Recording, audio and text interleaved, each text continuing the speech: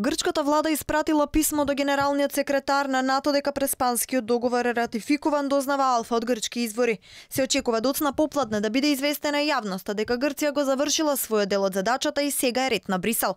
Во меѓувреме првиот човек на алијансата Столтенберг денеска кажа дека протоколот за влез на Македонија во НАТО ќе биде потпишан од сите земји членки најбрзо што може, додека ратификацијата ќе трае подолго. Ќе го потпишеме пристапниот протокол во НАТО и тоа можеме да го сториме најбрзо што може. За ратификацијата ќе треба повеќе време. Се зависи од 29 парламенти. Минатиот пат ни требаше околу 1 година.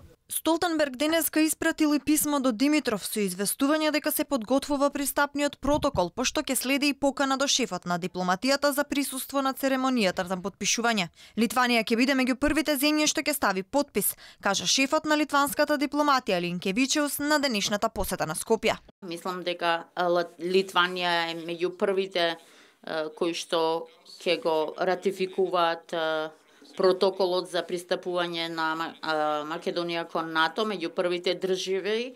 По подпишувањето, процесот повторно се враќа во Грција, а официјална Атина ќе треба да го ратификува членството на Македонија во НАТО во парламентот. Грција ќе го заврши последниот чекор откако ќе испрати официјална нота до Македонското министерство за надворешни работи и ќе информира за ратификацијата.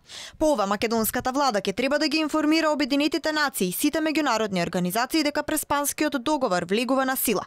Според сите предвидени законски процедури, целиот процес треба да заврши за околу 2 недели кога Македонија и официјално ќе се преименува во Република Северна Македонија.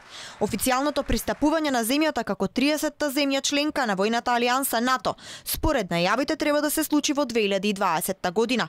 И покрај променетото име, влез во Европската Унија ќе има само доколку идната Северна Македонија си ја заврши домашната задача и ги спроведе потребните реформи.